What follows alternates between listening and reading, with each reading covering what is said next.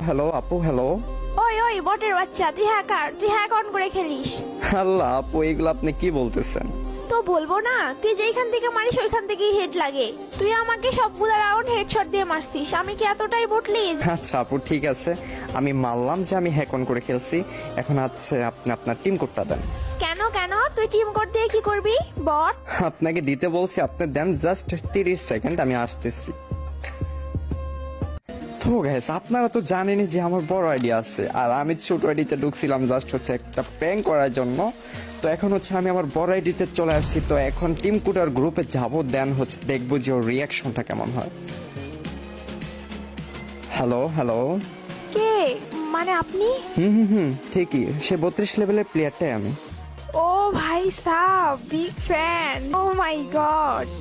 লল আপু, একটু আগে না অনেক অনেক বট বলে চিল্লাইতেছিলেন, মানে যা তা বলে অপমান করতেছিলেন।